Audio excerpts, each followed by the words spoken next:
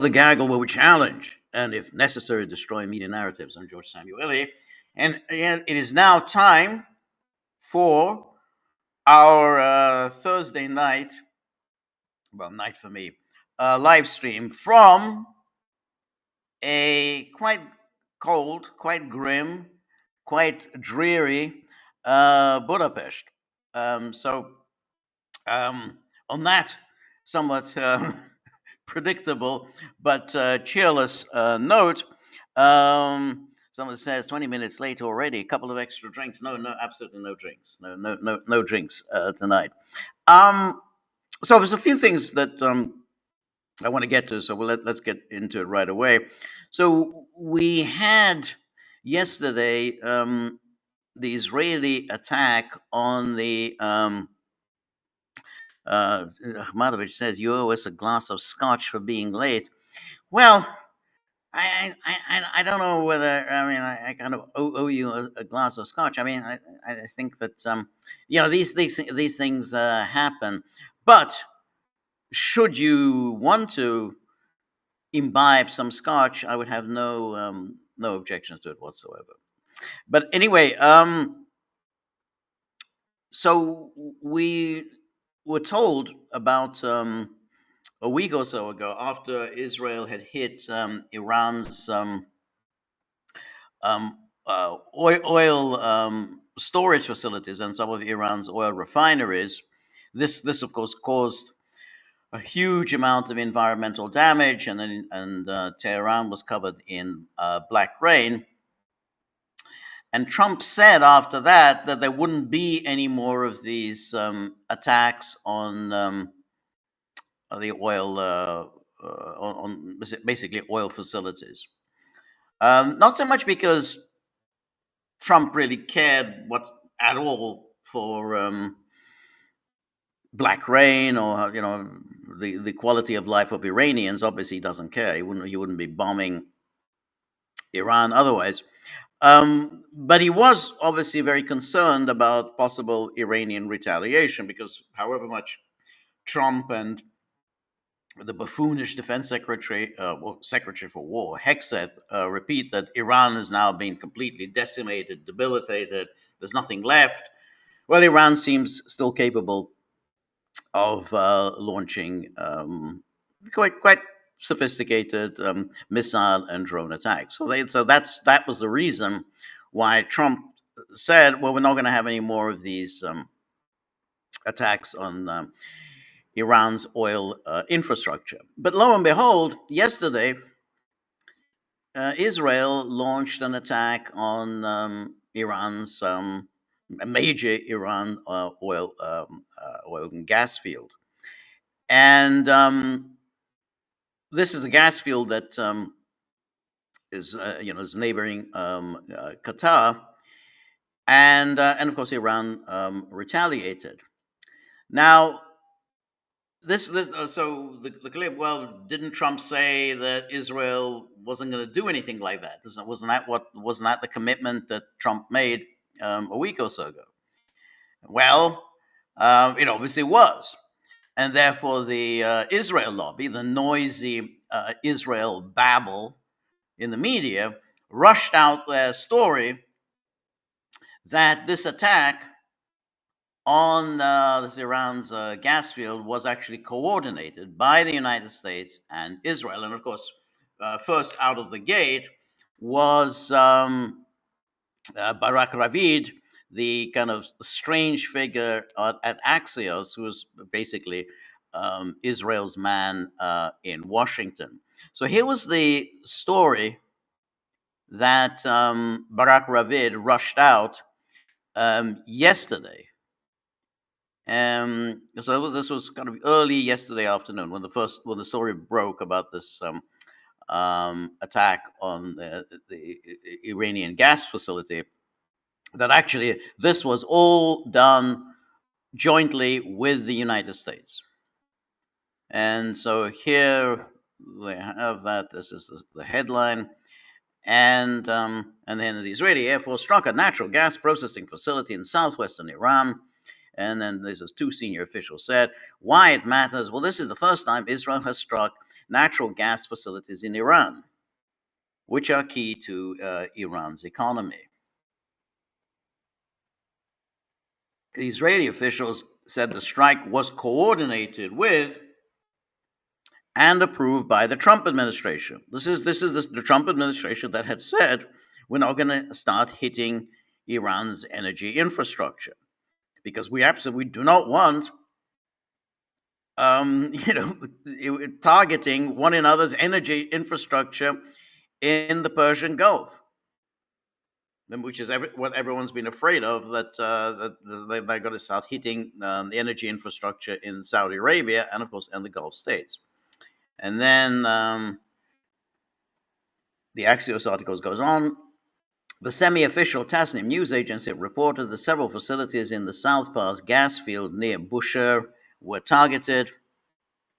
And then the state media reported that the IRGC had warned that several energy facilities in Saudi Arabia, the UAE, and Qatar should be evacuated due to potential attacks, and that the Trump administration objected to Israel's earlier strikes on oil depots in Tehran and asked Israel not to hit energy infrastructure without U.S. approval. And that was it. I mean, that was clear. That was just only about, I guess, 7 to 10 days ago.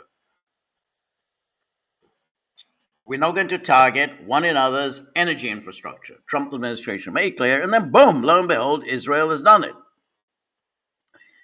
Now, obviously, this is somewhat embarrassing, and as we'll see, Trump tried to walk back in the America's involvement, but then had to walk back his walk back. So here it says an Israeli official said the strike on the gas facility was coordinated between the Israeli Prime Minister's office and the White House. And then the official said it was aimed at signaling to Iran that if it continues disrupting oil supply through the Strait of Hormuz, there could be an escalation in the targeting of its energy facilities and a worsening of the economic crisis in the country. So apparently, though, there was Trump saying, well, we're not going to start targeting one another's energy infrastructure. And now Israel is saying, yeah, of course we're going to target energy infrastructure because the goal is to signal to Iran that if it continues disrupting the oil supply through the Strait of Hormuz, there could be an escalation in the targeting of its energy facilities. So this is the exact opposite of what Trump had said just 7 to 10 days ago. It was a signal of what could come next, the official said. All right, and then Trump then said after this Israeli attack, remember, for all of those absolute fools out there, Iran is considered by everyone to be the number one state sponsor of terror. We are rapidly putting them out of business. And so in other words, it was a celebration. He seemed to be celebrating the strike, even though it seemed to go against the very policy that he had enunciated. And then Qatar condemned the Israeli strike as a threat to global energy security. And now Trump today sent out this truth, whereby he's now walking back his apparent approval of this Israeli strike. So it says, Israel, out of anger for what has taken place in the Middle East, has violently lashed out at a major facility known as South Pass gas field in Iran. So poor little Israel, angry about what's going on in the Middle East. It launched its second war that it's launched against Iran. Been launching wars against its neighbors since forever. But it's angry, out of anger for what has taken place in the Middle East, has violently lashed out at a major facility known as South Pass gas field. A relatively small section of the whole has been hit, just a small section, it was small. The United States knew nothing about this particular attack, which that obviously goes against what the story from Barak Ravid. which says he was basing it on Israeli sources, but obviously in some what coordinate, confirmed by some people in Washington that this was coordinated between Israel and the United States. The United States knew nothing about this particular attack, and the country of Qatar was in no way, shape, or form involved with it, nor did it have any idea that it was going to happen. Well, this is very interesting because, of course, if Qatar was in no way, shape, or form involved with it, nor did it have any idea that it was going to happen, then you basically turned your great ally, Qatar, into a sitting duck. Because Trump has known that Iran will retaliate, and it will retaliate against Qatar and the Gulf states. So if Qatar didn't know anything about this, then essentially you left Qatar in a state of ignorance about a possible impending attack.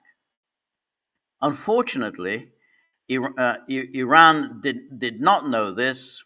So did not know this. This is did not know that Qatar did not know, or any of the pertinent facts pertaining to the South Pass attack, and unjustifiably and unfairly attacked a portion of Qatar's LNG gas facilities. So in other words, we left Qatar in the dark about what we were going to do, and then as a result, Iran entirely predictably took it out on Qatar, and well, that's tough luck because Iran did not know that Qatar did not know. Now, just keep in mind that not only is Qatar one of the U.S. allies in the region and was actively involved in all the negotiations for the Gaza, I don't know, whatever one calls it, the ceasefire agreement. But Qatar very generously gave Trump a present. They presented Trump with that plane. It was a plane for him to fly because Air Force One just wasn't satisfactory enough. So Qatar gave this very, very lavish gift to Trump.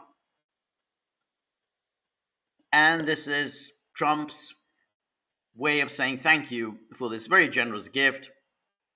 We left you in the lurch, and you got clobbered.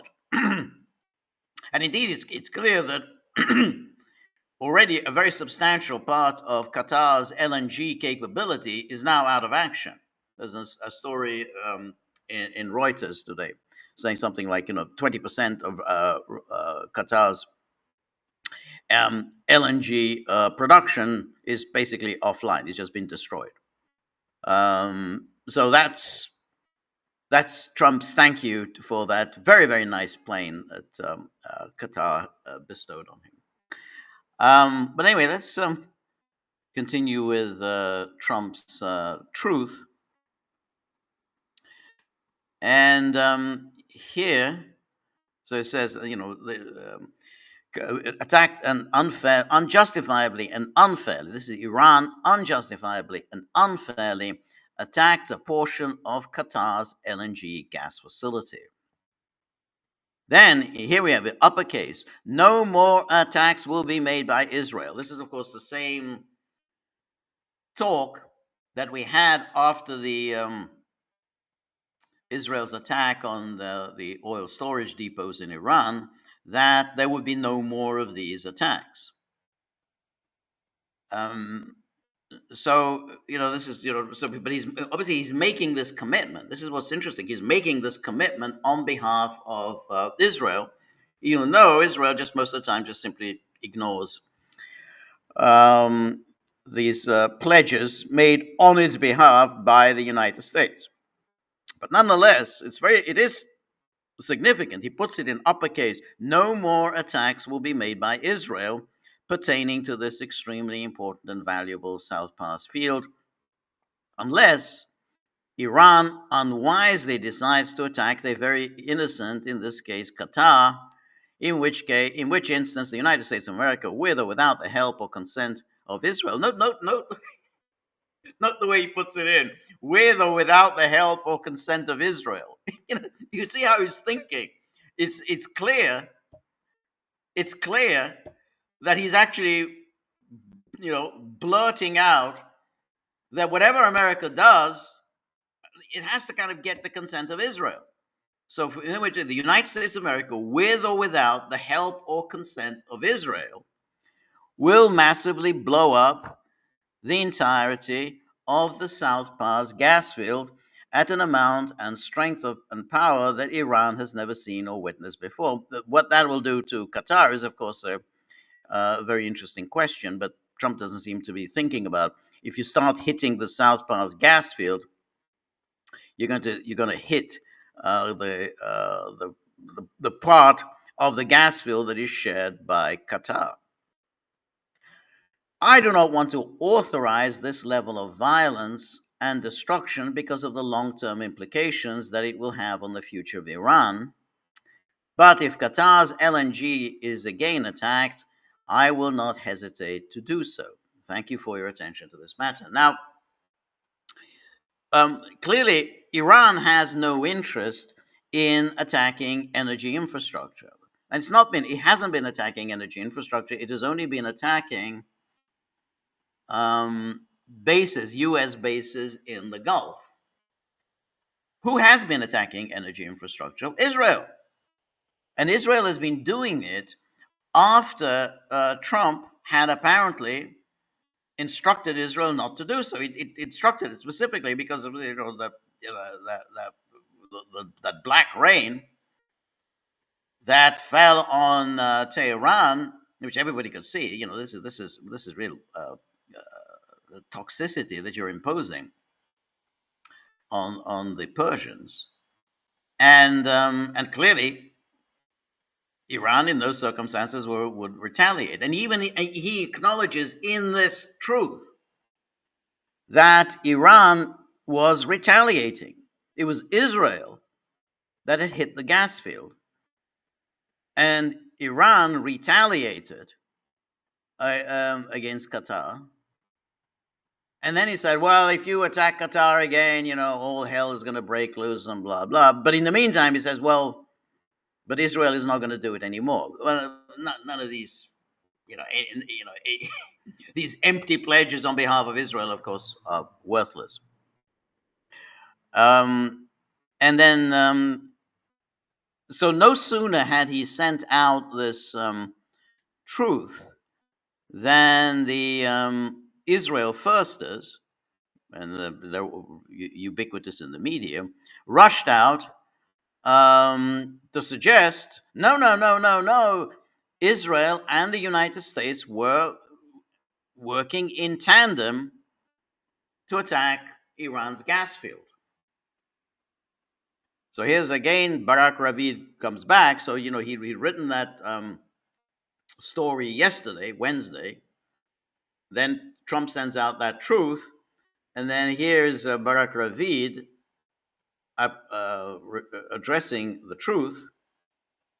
And he says, President Trump said Wednesday that Israel will not conduct further attacks on Iran's main natural gas facility. Trump's comments that seemed to be an effort to de-escalate the situation came hours after he greenlit the Israeli strike on the facility that marked a significant escalation in the war. So Barak Ravid sticks to his story. Trump greenlit the Israeli strike on the facility.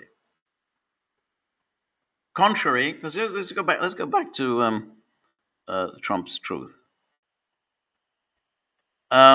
Israel has violently lashed out at the major facility known as the South Pars gas field. A relatively small section was a hit. The United States knew nothing about this particular attack. And then in his Barak Ravid said, the United States greenlit this attack. Now, none of these statements have any truth value to them, because remember, when Israel launched the attacks on Iran that triggered the 12-day war, the United States, in the personage of Secretary of State Marco Rubio, had asserted the United States had nothing to do with this attack. It was just Israel. Israel did this. United States had nothing to do with it. And then Trump, basically undercut Rubio's assertion and said, yeah, we did it. We were both in on it. We planned this very carefully. So basically, either Rubio didn't know about this planning, which seems highly unlikely, in which case he seems a complete buffoon. He's cut out of this major planning, or he did know and was obviously lying and denying the U.S. involvement.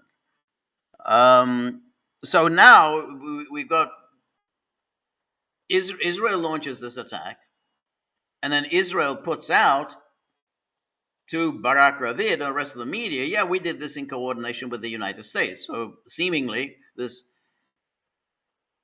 this challenge, open challenge to Trump's demand a week or 10 days ago, don't hit Iran's energy infrastructure, because we don't want all of the energy infrastructure in the Persian Gulf just simply decimated.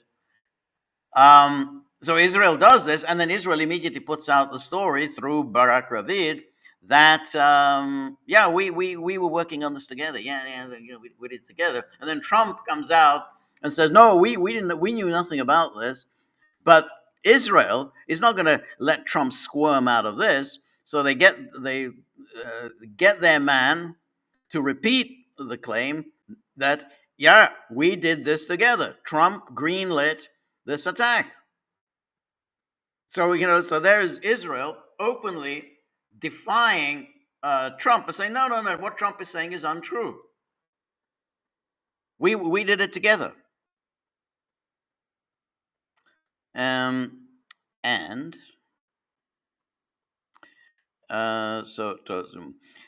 then he says, Trump's comments that seem to be an effort to de-escalate the situation came out. And then the Israeli Air Force struck a natural gas processing facility in southwestern Iran on Wednesday. And then the attack on the South Pars gas field was the first time Israel has struck a natural gas facilities in Iran, which are key to Iran's economy. Israeli and U.S. officials said the strike was coordinated with and approved by the White House. So, obviously going against what Trump said. And then several hours later, the Iranian military conducted 2 missile strikes on Qatar's Ras Laffan industrial city and hit natural gas facilities. Qatar Energy said in a statement, it noted there was extensive damage, but no immediate reports of casualties. After the first Iranian missile strike, Qatari officials contacted the White House envoy Steve Witkoff, CENTCOM commanders, and other senior Trump administration officials and demanded to know whether the U.S. had prior knowledge of the Israeli strike. So now this kind of is interesting. After the Iranian missile strike, so in other words, after you basically let Qatar be a sitting duck, because it's clear that neither Israel nor the United States, and we assume they were working together, neither Israel nor the United States had bothered to let Qatar know about this attack, and thus Qatar was basically left as a sitting duck. Not for the first time. If you recall last year, when there were the negotiations over Gaza, then Israel hit Doha, where Hamas leaders were negotiating a ceasefire. And that was, of course, Qatar again got onto Washington and said, did you know anything about this? And then Trump said, well, no, we didn't know anything about this. But it's not going to happen again. Same Trump said that back then as well. It's not going to happen again. No, Israel is not going to do this again. Witkoff conducted numerous calls with Qatari officials in an effort to organize an urgent call between Trump and the Emir of Qatar. And then an hour after the second Iranian missile attack on the Qatari gas field, Trump claimed on Truth Social that Israeli forces violently lashed out. They just simply lost their head. They violently lashed out and conducted the strike on the Iran out of anger. Anyway, so he claimed that the United States knew nothing about this and so on. Then he says, this is Barak Ravid, Trump's remarks were inaccurate, U.S. and Israeli officials said. While Qatar didn't know about the Israeli strike in advance, Trump did. And then Prime Minister Netanyahu said, and Trump coordinated about the strike, and the aim was to try and deter Iran from continuing to disrupt the oil supply through the Strait of Hormuz. And then,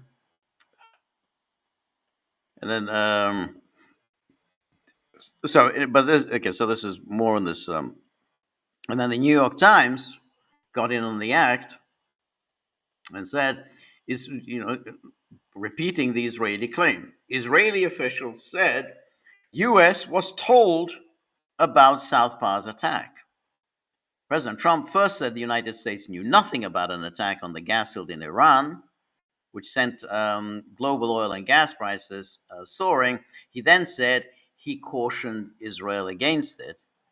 And then says an Israeli strike on the Southpaw's gas field was coordinated with the Trump administration in advance, according to 3 Israeli officials.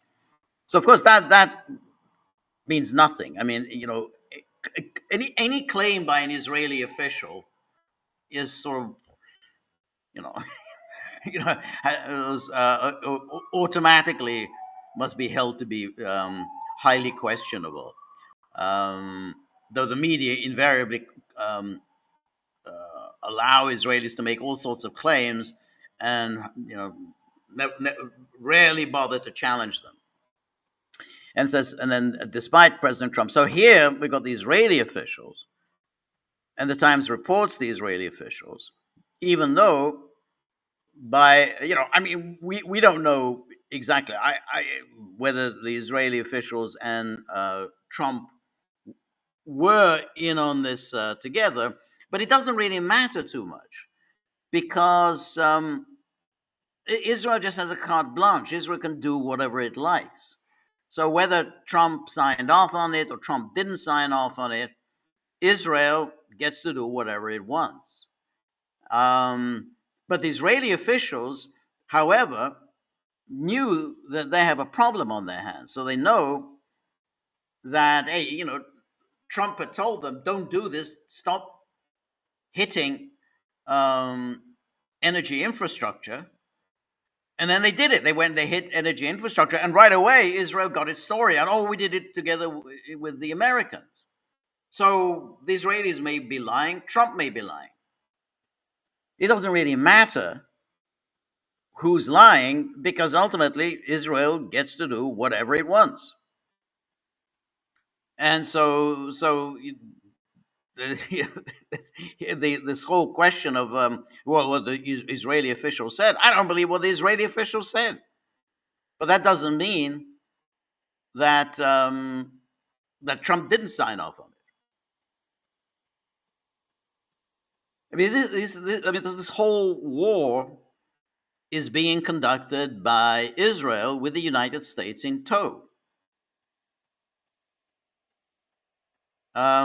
Anyway, here it says, and so the United States knew that the quote, the New York Times quotes Trump's truth. United States knew nothing about the attack. And then it says, a day later, Mr. Trump appeared to have changed course.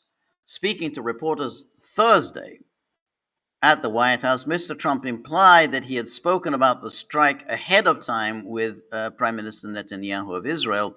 I told him, don't do that. He went on to say, we're independent, we get along great, it was coordinated. So here, I mean, the New York Times, rightly points out that Trump has now he walked back the walk back. So he sent out the truth, said, oh, we had nothing to do with it, but now I told him don't do that, and then he went ahead and did it. But it doesn't really matter. What do I care? I mean, we're all on the same side. Even though you enunciated a policy, he basically told you, you know, where you can stuff your policy, and he said, okay, fine. Just shrugged his shoulders. Okay, that's okay. So yeah, and we said no, don't hit energy infrastructure. Yeah, we hit it, and they said, okay, well, we get along great. It's coordinated. Israel has not commented publicly on the attack carried out on Wednesday or on Mr. Trump's effort later Wednesday to distance the United States from it. And so that's the that story. Now, the the other story, of course, that's quite interesting is, of course, the issue of the Strait of Hormuz, that Trump is still trying to get his NATO allies, the NATO allies who he complains are not with us. They so so it's, trying to get them on board. Now, the NATO allies and Japan and Japan in tow have been remarkably lukewarm about the idea of getting involved in the Strait of Hormuz, and the arguments that they presented were, again, very, very, sotto voce, very, very quietly, not exactly rushing to the microphones. That, well, we didn't really have anything to do with the planning of this, this attack on Iran. So why exactly are we expected to take part in it? Now, why should we have to essentially clean up the mess? Because if we, by sending in our warships into the Strait of Hormuz and putting them in the line of fire, and obviously endangering our personnel, well, we had nothing to do with this. Our views were never sought out. If we had been, we probably would have said no. I don't think this is not a good idea to launch this war against Iran.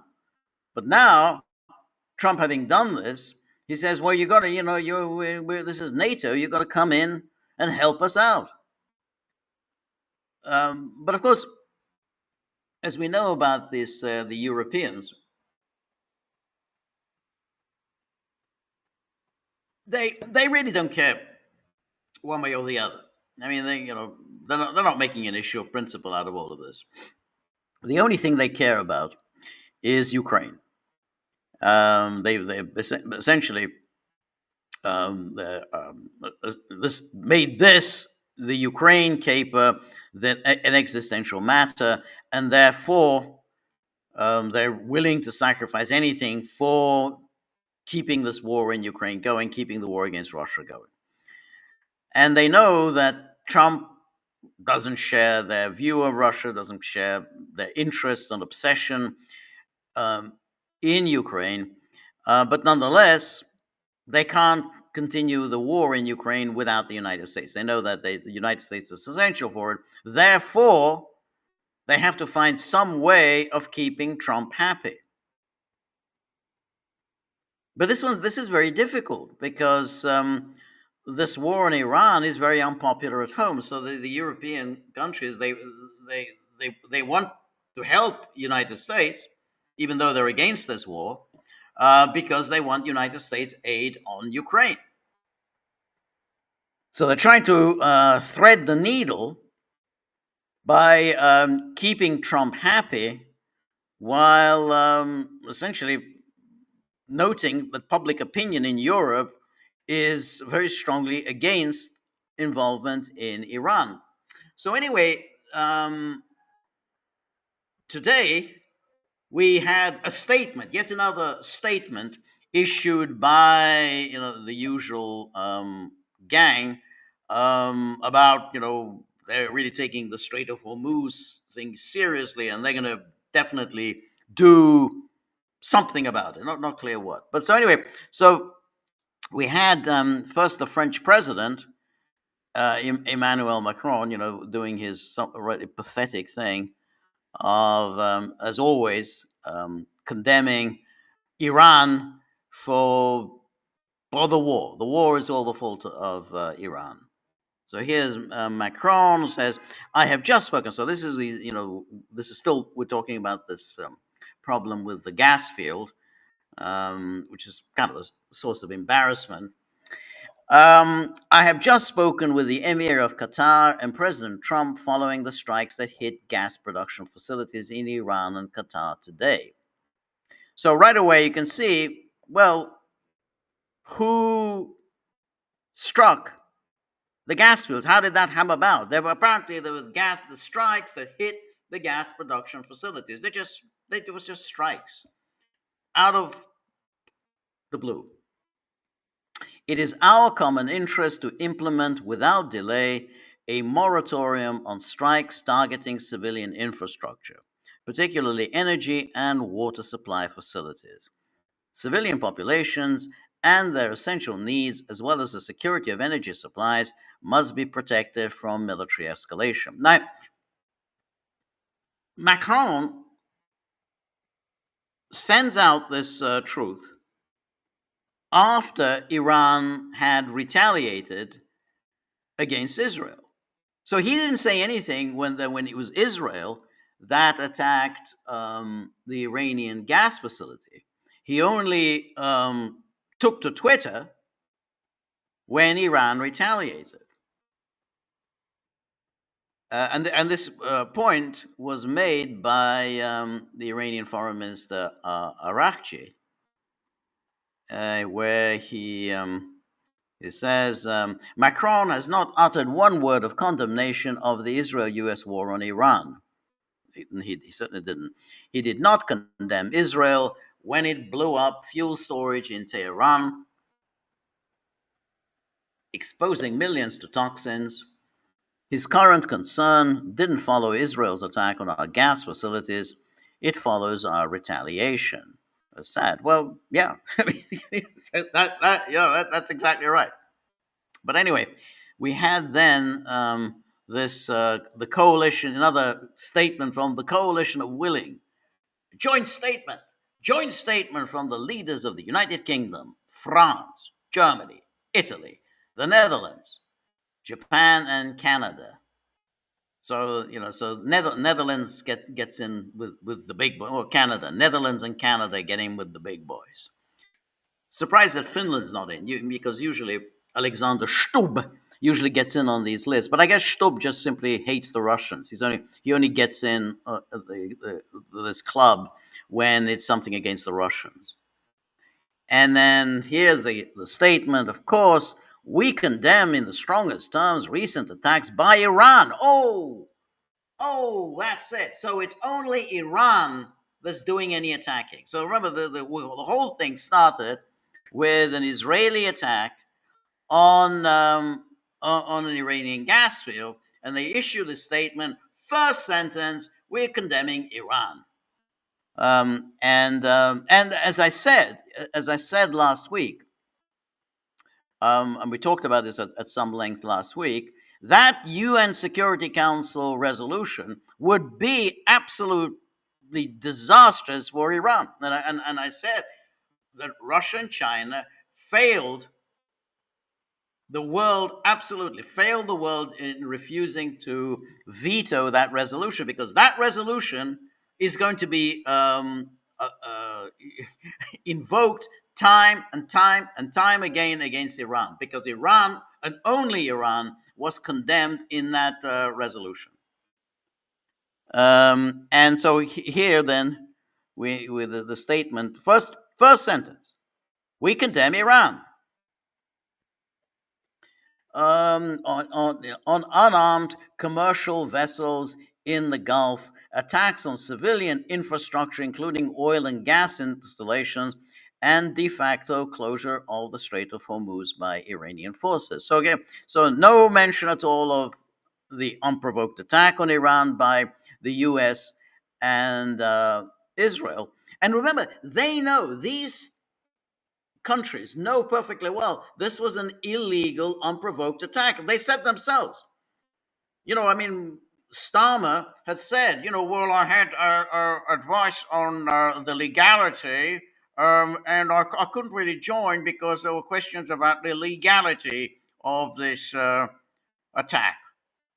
So they know this was an illegal attack. But here they invoke Iran, only Iran. Iran attacks on unarmed commercial vessels, attacks on civilian infrastructure, and de facto closure of the Strait of Hormuz. So it's all Iran's fault. We express our deep concern about the escalating conflict.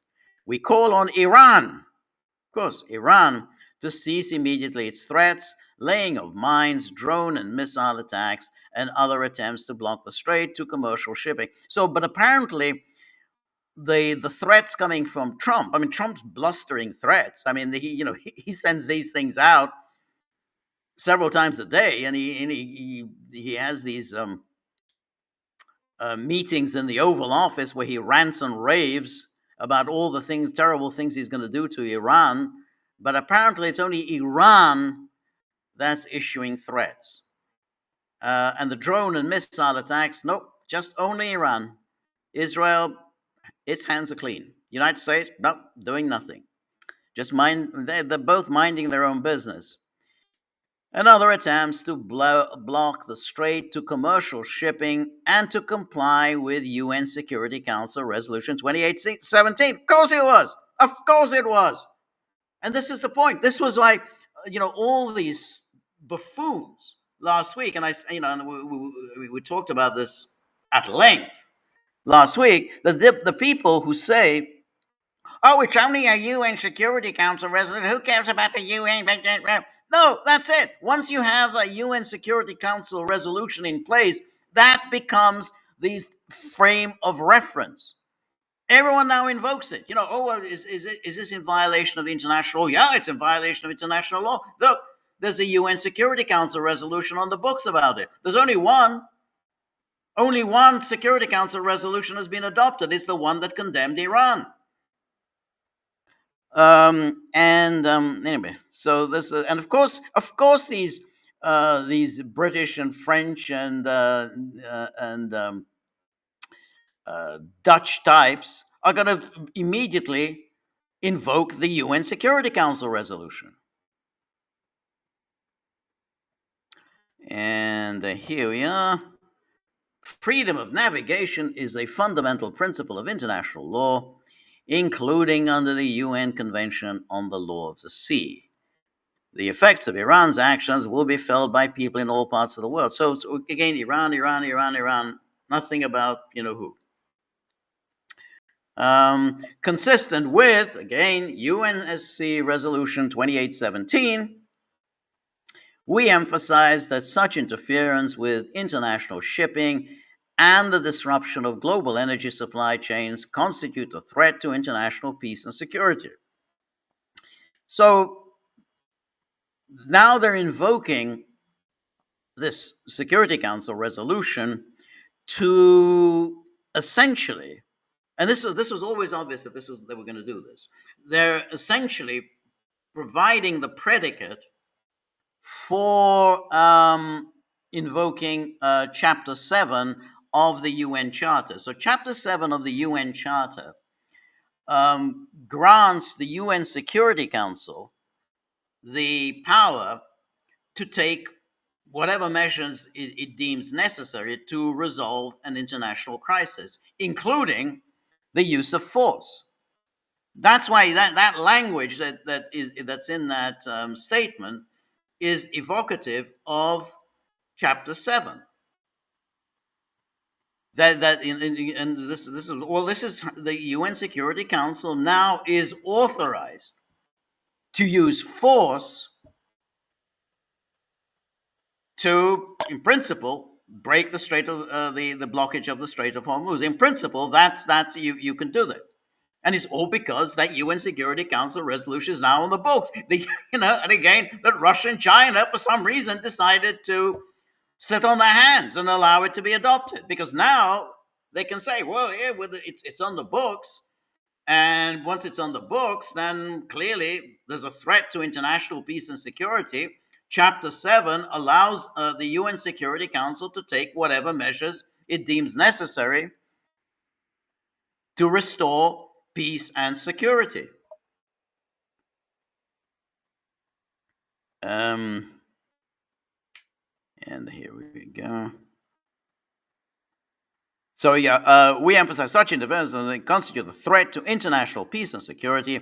In this regard, we call for an immediate comprehensive moratorium on attacks on civilian infrastructure, including oil and gas installations.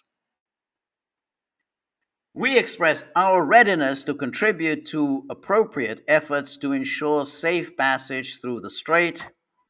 We welcome the commitment of nations who are engaging in preparatory planning. I don't know who's engaged in preparatory planning, other than presumably the United States and Israel. But it is quite vague as to what exactly they're prepared to do. We express our readiness to contribute to appropriate efforts to ensure safe passage through the strait. We welcome the IEA's decision to authorize a coordinated release of strategic petroleum reserves. We will take other steps to stabilize energy markets, including working with certain producing nations to increase output. And then is again Barak Ravid. What do you know? And here goes 6 U.S. allies back potential Strait of Hormuz coalition. And then it says, then the statement does not include any commitment to send naval vessels or other resources to make that happen. No, there's no such commitment. For now, it's largely a gesture to placate President Trump, who has railed against allies for declining to help secure the strait and warned that a failure to do so could undermine the future of NATO. And then the UK has been pushing over the last few days to get as many Western countries as possible to sign a political statement expressing support for a Strait of Hormuz coalition. And then we have Mark Rutte, has been a part of that effort, but Merz was very skeptical of the idea, and Emmanuel Macron opposed forming any such coalition, except as part of an agreement with Iran after the war is over. With Macron opposing, many other European countries didn't want to move forward either. And then on Thursday morning, Rutte and Keir Starmer spoke with Macron and convinced him to lift his opposition to the political statement of support while leaving the discussion on the practical steps for later. So they got on the phone, Rutte and Starmer with Macron, convinced him to lift opposition, so Macron joined the statement. Japan also joined the statement in the last minute with Prime Minister Takachi, who will meet Trump at the White House on Thursday. And then France, Germany, Italy, and Japan have previously all publicly ruled out sending naval vessels to the strait during the war. It's unclear whether any of them will change that posture after signing the statement. Trump has said the U.S. could reopen the strait with just Israel and the Gulf countries, but would remember those who failed to step up. And that, of course, as I said, that brings up the Ukraine problem because that's what the Europeans care about. And so when Trump says, well, we'll remember who stood with us, that's what he's saying. Yeah, okay.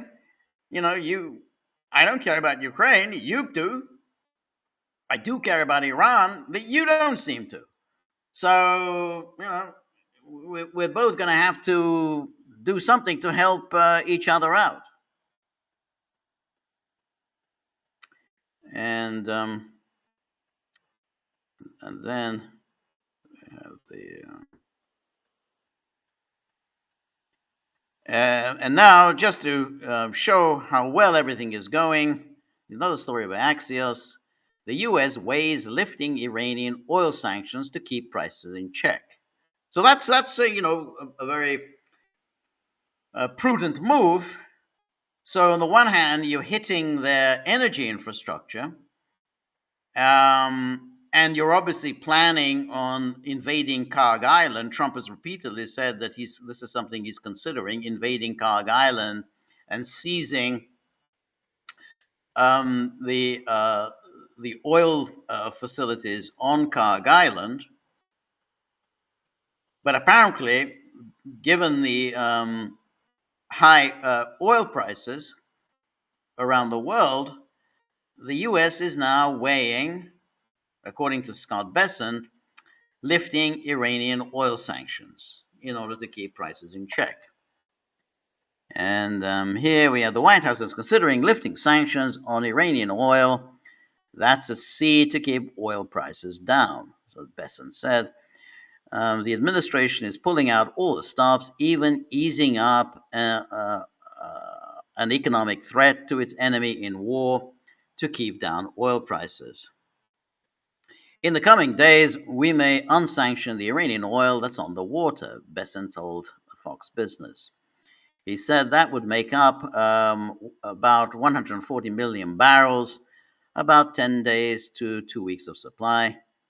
In essence, we'd be using the Iranian barrels against the Iranians to keep the price down for the next 10 to 14 days. So we would be using the Iranian barrels against the Iranians. Oh, that's so cute. So in other words, to keep the price of oil down, because of course the high price of oil, which is playing into the hands of the Iranians, we're going to keep drive the prices down by using Iranian oil. That's good, smart thinking. And we continue. So we have lots of levers, he says. And the White House has been able for the past few weeks to contain prices with various assurances of policies, promising tanker escorts through the critical Strait of Hormuz, which haven't manifested themselves yet, waiving the Jones Act. Well, that's about using U.S. ships exclusively to conduct traffic between U.S. ports, and temporarily lifting sanctions on Russian oil. And then lifting sanctions on Iranian oil would be a remarkable next step, as it was something Iranians were asking for in negotiations last year. And then a potential waiver could accelerate the diversion of oil already destined for China into global markets more broadly. A person familiar with the situation, who was not authorized to speak publicly, told Axios. So that's another. It's cute. So we now have another angle, which is So we're going to use Iranian oil against Iran. So we'll allow Iran to sell its oil in order to thwart Iran's fiendish plans. Apparently, allowing Iran to sell its oil is going to thwart Iran. But now, allowing Iran to sell its oil is going to thwart China. This is just wonderful. A person with them that would help ensure adequate supply and blunt Iran's leverage over the Strait of Hormuz. And then Besant on Thursday explained it this way: that if Iranian sanctions lift, the oil will go up to the market price and will end up in places other than China. All right, so that's the the plan there, and the what's interesting, really, you can see that they have no real idea what further to do, and so they're just floundering around. They already lifted the sanctions against Russia. Now it seems like they're going to allow Iran to sell its oil. In the meantime, Trump is going to plan this Strait of Hormuz um, expedition, or and an invasion of Karg Island. Now, one other thing that was quite interesting was Tulsi Gabbard, who was uh, testifying yesterday and today. So we talked the other day about her deputy, Joe Kent, resigning, and then he gave a very long interview with Tucker Carlson yesterday. But Tulsi, who sports her integrity. That's her big thing, is integrity. She always had that very sincere look. Said integrity. How many times did she invoke about the theme of my brothers and sisters in uniform? My brothers and sisters. She oozes integrity. She is a principal because she served her country, and her brothers and sisters in uniform. She didn't want to put any of them in danger. Um, and of course, as we discussed in yesterday's podcast and then in the live stream on Tuesday, her entire career, that whole when she was with her voice vibrant with sincerity, vibrant with intense feeling. Her whole career is that we have to avoid a war with Iran, and yet there she is, happily serving the administration that is doing something that it explicitly said it would not do, and she's part of the policy making, waging a war that she vowed to resist, um, bringing about. So she was on the Hill, and she kind of issued her statement. It's just a statement, and the statement isn't particularly interesting, except that she said in her statement that as a result of Operation Midnight Hammer, Iran's nuclear enrichment program was obliterated. Well, Trump says this, of course, but the problem with when you say that, well, if it was obliterated, why was it necessary to launch this war? And then it says, there has been no effort since then to try to rebuild their enrichment capability.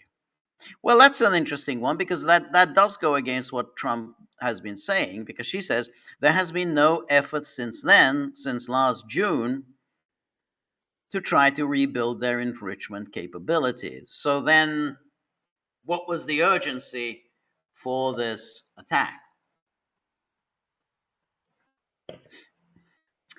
The entrances to the underground facilities that were bombed have been buried and shuttered with cement.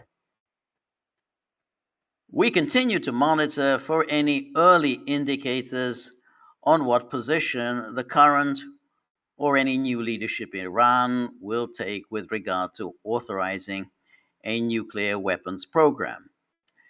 Regard to authorizing, so in other words, that means there is no nuclear weapons program. It's consistent with what she said in March of 2025. There is no Iranian nuclear weapons program. So here is then the New York Times about her testimony. It says U.S. intelligence saw no change in Iran's missile capabilities before the war. Here it is on Wednesday. Director of National Intelligence and CIA director contradicted one of the justifications the Trump administration had given for its attacks on Iran. And then here, the two top intelligence officials directly contradicted one of the Trump administration's justifications for going to war with Iran, repeating on Wednesday the intelligence community's conclusion that Iran was years away from developing missiles capable of hitting the United States. And then so Tulsi Gabbard, in testifying, would not say whether the intelligence community had determined that Iran would be able to launch such long range missiles within 6 months.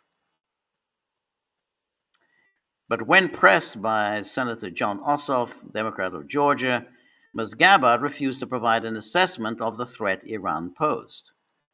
It is not the intelligence community's responsibility to determine what is and is not an imminent threat.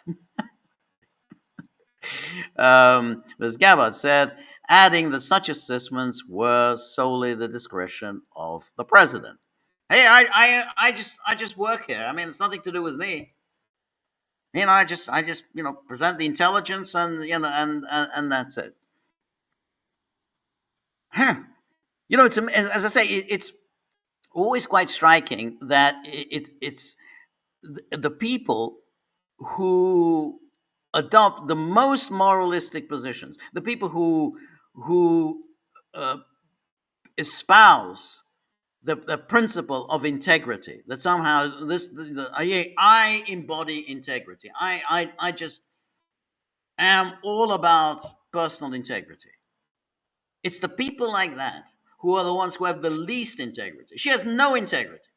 It's hard to think of a more disgraceful figure in public life than Tulsi Gabbard. Anyone who's been more deceitful about who she really is than Tulsi Gabbard. And that's well, I just, it's not up to me to say what's an imminent threat or not.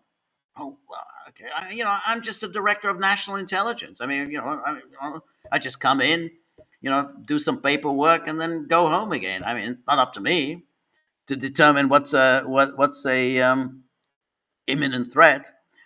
Hey, I know I've been saying for years that we have to avoid a war with Iran.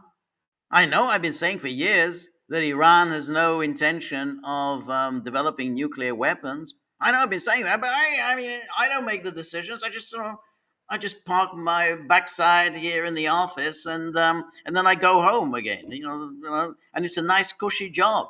And after this nice cushy job, I'm going to get another nice cushy job at Fox News. Oh, and I have great personal integrity. Have I told you about my brothers and sisters in uniform? And here then she goes on. Ms. Gabbard affirmed the conclusion reached by the Trump administration's Defense Intelligence Agency last year that it would be a decade before Iran could get past the technological hurdles to produce weapons capable of reaching the United States. So that was that. So basically,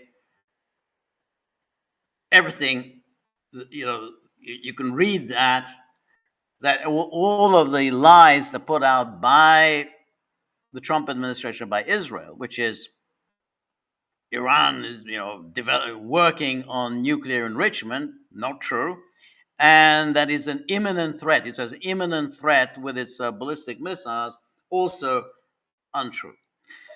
Um, so that's her kind of a person utterly worthless, and not really worth spending much more time on. The Joe Kent, however, appeared on Tucker Carlson's show yesterday, and it was he said pretty much what you would expect to say, and we discussed his letter on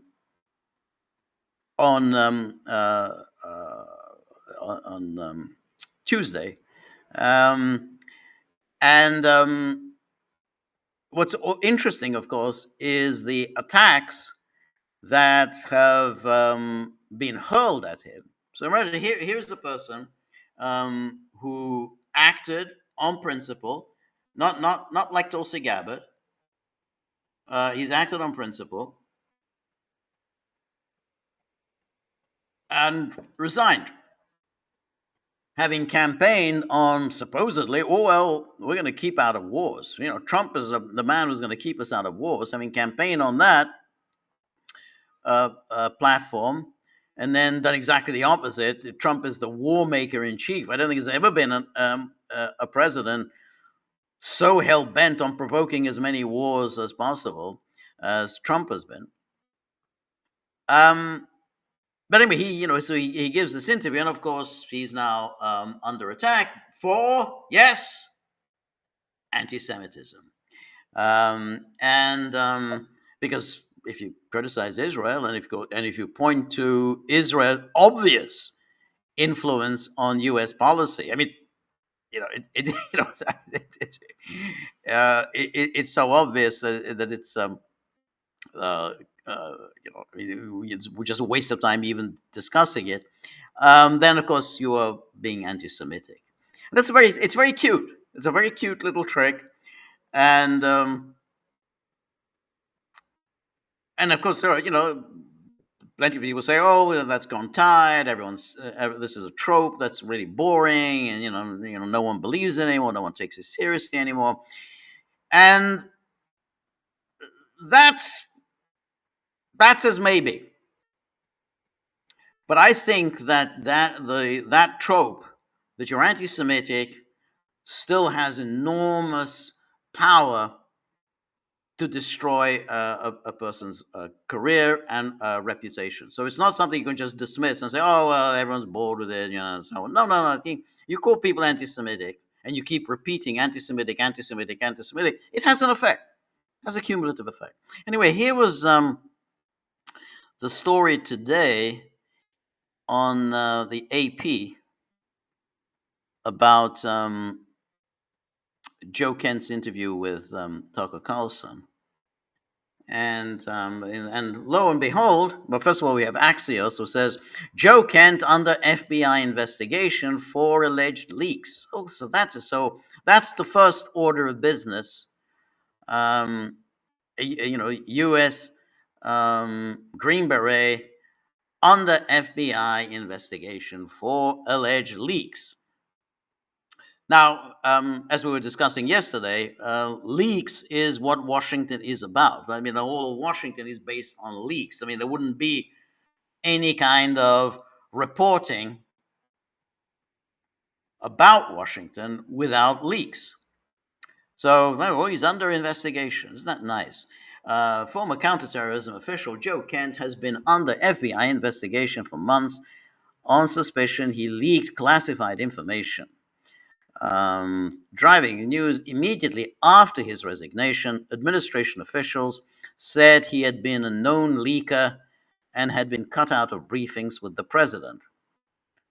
And then Semaphore reported that Kent, who led the National Counterterrorism Center, had been placed under investigation prior to his resignation, which Axios independently confirmed. One of the sources said Kent was suspected of leaking to Tucker Carlson and another conservative podcaster.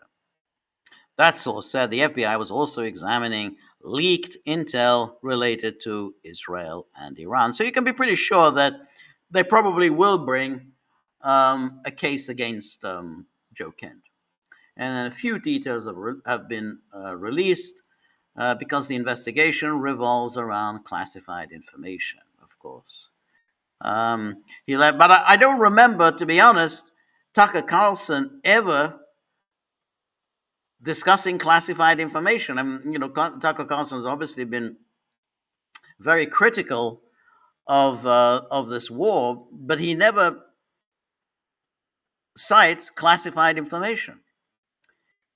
He left quite an online paper trail, and he has been monitored for months. Isn't that one source familiar with the investigation told Axios he left an online paper trail? So notice this whole smear operation that's gone into effect.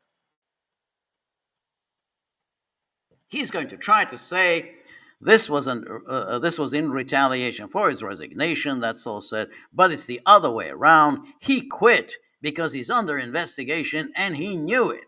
So they were going to get him, and he quit.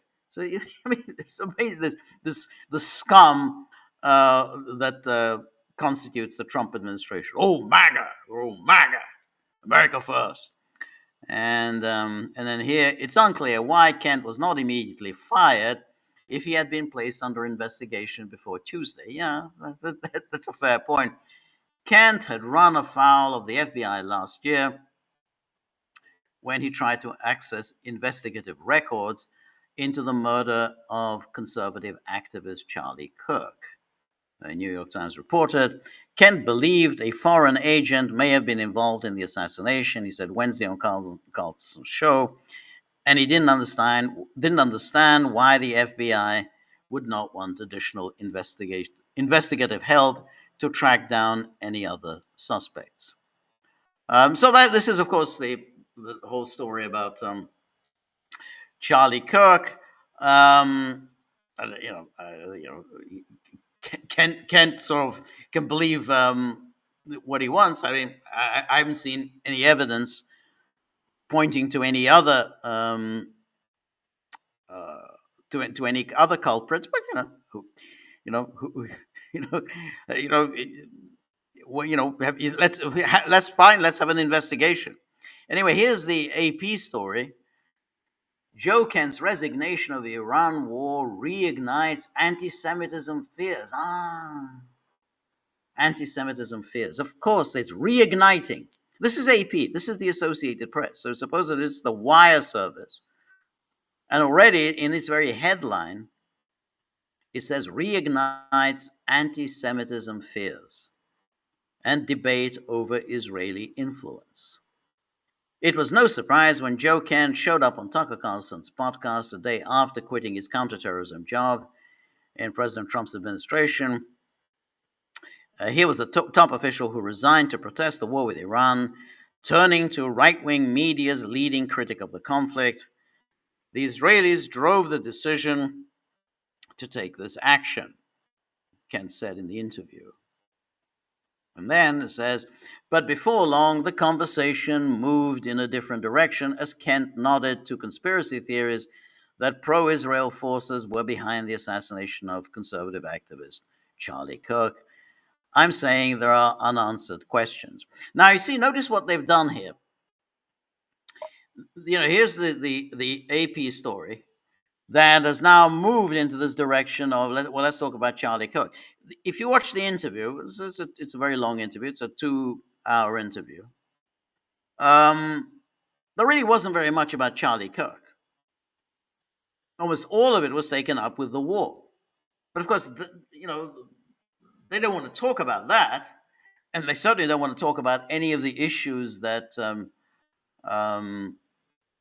Kent raised in that letter that he wrote to Trump. Don't raise anything like that. Let's talk about Charlie Kirk. And so therefore, conspiracy theories. This is a tried and true tactic in of the media. So here then, it goes on. The conversation encapsulated two schisms within the Republican Party and the right-wing media systems, both of which have reached high into the national security establishment of the Trump administration. And then, so what are the schism? There's a foreign policy debate over the wisdom of Trump's war with Iran and the future of the United States' long-standing alliance with Israel. But there are also fears that the focus on Israel is the leading edge of an anti-Semitic fringe that has gained ground by portraying Jews as shadowy manipulators, echoing some of the history's most hateful tropes. So this is a paragraph in a Wire story. So even though we're discussing the war with Iran and Israel's role in pushing the United States into fighting its war on its behalf, and Israel's role in having tried to persuade one president after another to fight a war against Iran on Israel's behalf. Um, and now, and how does the AP characterize this? Oh, it's the leading edge of an anti Semitic fringe that has gained ground by portraying Jews as shadowy manipulators, echoing some of history's most hateful tropes. Who's talking about Jews? Is there anyone discussing this in terms of Jews? Well, that's how but that's how you know. So you bring up, oh, it's about Jews, then it's anti-Semitic fringe, and then you about the hateful tropes. So therefore, don't even dare to bring the subject up, because if you bring it up, then you are echoing some of history's most hateful tropes. And then it says, at the center of both issues is Carlson, a former Fox News host who remains influential among conservatives. He was previously denounced for hosting Nick Fuentes, a white nationalist and anti Semite, on his podcast last year. During the interview, Fuentes complained about organized Jewry in America. Now, of course, um, if you were to say organized Jewry in a positive way, because basically, yeah, there are an awful lot of Jewish organizations, very powerful and very influential Jewish organizations. But if you say, but normally they're referred to in very positive terms, like the Zionist Organization of America, always very positive. Oh, well, they're influential. The Anti-Defamation League. Oh, well, that's good. APAC. Oh, well, that's good. So, but that's a sort of the good organized Jewry. But heaven forbid anyone should point to that in any negative way. On Wednesday, Carlson was sharply critical about Israel, saying its lobbying in the United States pressured the president. Kent's resignation letter trafficked in anti Semitic conspiracy theories while raising concerns about the war with Iran. Now, we talked about this at great length on Tuesday, and there were no anti Semitic conspiracy theories. He talked about Israel, the influence of Israel, and how basically Trump was rolled by Israel and its lobby in the United States. Oh, trafficked in anti-conspiracy theories. So that's a way of discrediting. So we looked at that Axios article. Oh, he was leaking. So he was leaking. He was about to be fired. One set of stories, oh, he's leaking, and now he's trafficking in anti-Semitic conspiracy theories. He blamed high-ranking Israeli officials and influential members of the American media for encouraging the conflict. Indeed, Israeli leaders, including Benjamin Netanyahu, encouraged Trump to join forces in an attack on Iran. Okay. So where's the anti-Semitism? The high-ranking Israeli officials, who are indeed on television all the time, and influential members of the American media. Yeah. For encouraging the conflict. And then Netanyahu has been advocating for this since the 1990s. But Kent also went further, saying it's the same tactic the Israelis used to draw us into the disastrous Iraq war. And he also said his wife, a Navy cryptologist who was killed by a suicide bomber in Syria, died in a war manufactured by Israel. So both of those are absolutely correct. The war in Iraq, and we talked about this on Tuesday, was indeed pushed by Israel and its lobby. Despite the lies put out by the Israel lobby, like Alan Dershowitz, claiming that Israel opposed the war in Iraq, which is an outright lie, and we went into detail about this.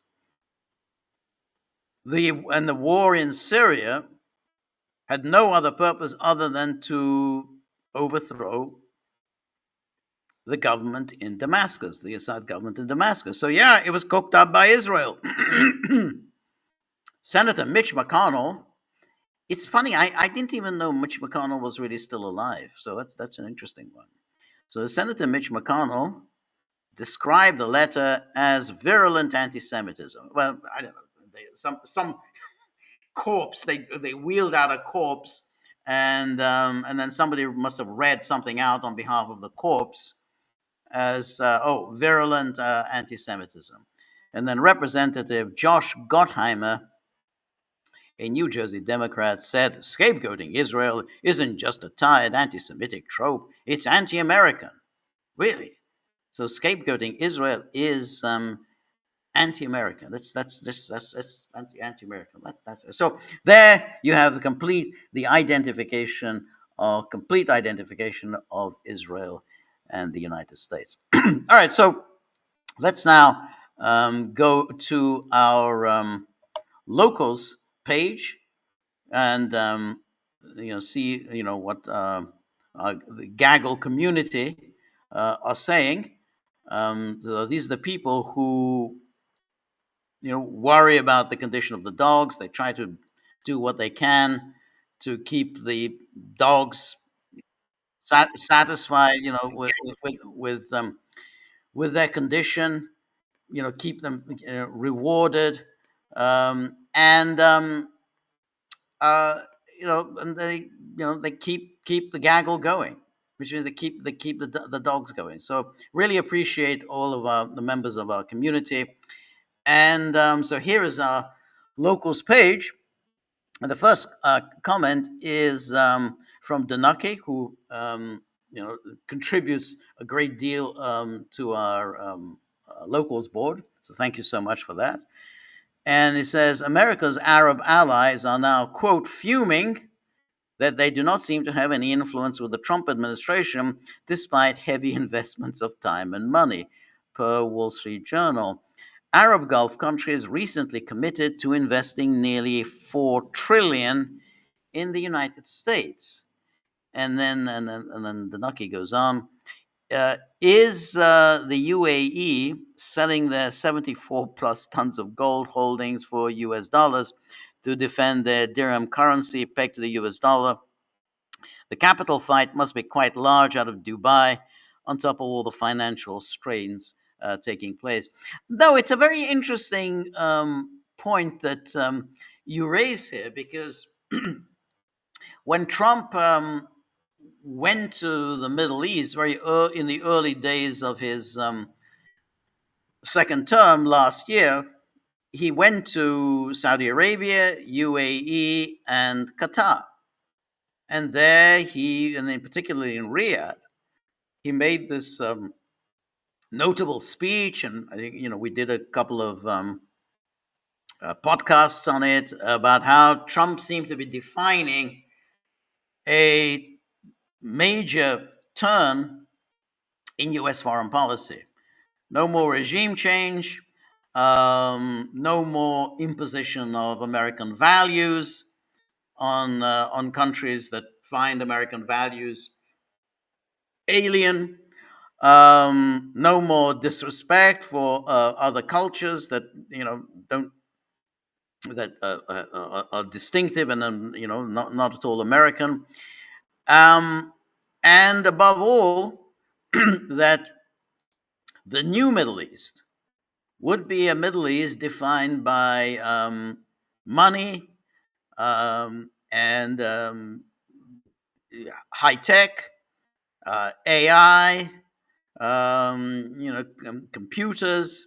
So all of the past, all the tribal conflicts and all the religious conflicts, all of that will be simply, thrown into the rubbish heap of history. So we're not going to impose anything on the Saudis, and we don't care how you treat your women or how you treat your migrants. We're not going to impose anything on you. We're not going to go on at you about what happened to Khashoggi and the rest of it. We're not saying you just do whatever you want to do, make money. We will invest in your countries. You will invest in ours, and everything will be fantastic. So it seems like, well, this was worlds apart from the ideas of the Biden administration, which you recall was dividing the world up between democracies and autocracies. And on the one side, the good guys, that's us, NATO and the EU and the various hangers-on, and on the other side were these authoritarians. So Trump said no more of that. And in exchange, there were all these promises, like Donaki points out, about this 4 trillion, literally 4 trillion invested in the U.S. economy. Now, of course, those were just always promises, so we didn't know exactly how much money really was going to be invested. But I mean, obviously they were making some commitments, and of course they, having tied themselves to the United States, they were obviously hoping that the United States will make good on its promises, which is, hey, you will pursue some kind of a resolution to the Israel-Palestine conflict. Just make some moves towards that two-state solution, however little, but at least we can sell it to our people that we're making progress towards a two-state solution. So that, they committed themselves, and they probably had some expectation that Trump took seriously the words he uttered when he was in Riyadh. But instead, Trump simply went back to all of the old ways, launched this war, has now launched 2 wars against Iran, and now they are right in the middle.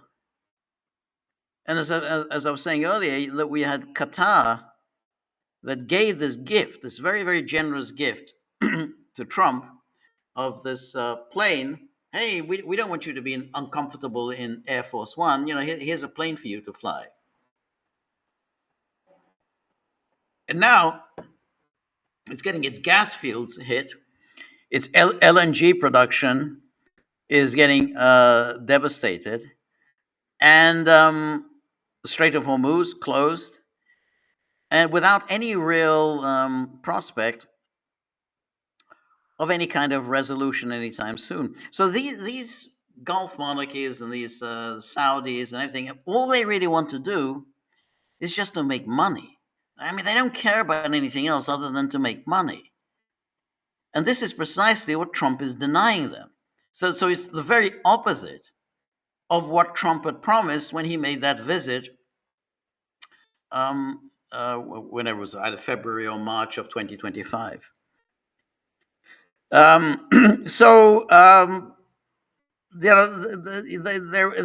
in a terrible position, and now they're kind of being pushed into going to war themselves. In other words, this is something they really absolutely hate, going to war themselves. They're being pushed by the Trump administration. After all the talk about peace and we're all going to make money and high tech and all the rest, you're getting pushed into going to war against Iran.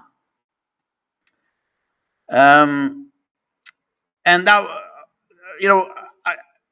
it's possible, with Trump, of course, he makes so many different statements just during any 24-hour period that it's hard to discern any clear line in his thinking. But it is possible, given that truth that he sent out today, that Israel will not attack Iran's energy infrastructure again. And then given also Scott Bessent's statement that, well, we're going to allow Iran to sell its oil in order to lower global oil prices, it's possible that Trump is looking for a way out of this, some kind of a negotiated outcome whereby Trump can declare that he had accomplished something, Iran will get him off the hook. So that is, it's quite possible that that's what Trump wants to do. But if you watched this evening Netanyahu's news conference, it's clear Netanyahu is not going to allow Trump to get off the hook, and Iran isn't. I mean, Iran has no interest in Trump squirming his way out of this. Um, so, so in that case, this escalation will continue, and I think that they probably will soon start seriously planning either to seize Karg Island or maybe an invasion, a partial invasion of Iran, or at least the Iranian coastline, um, that so as to unblock the Strait of Hormuz. In other words, to try to take out Iranian missile launchers and artillery, which preventing the tankers moving. So they may try to take Iran's coastline or Iran's Karg Island, or maybe they're going to start planning an all-out invasion, a la Iraq in 2003. So that's what these Gulf states have now signed on to. The very opposite of what they were hoping Trump was about. So I think they were as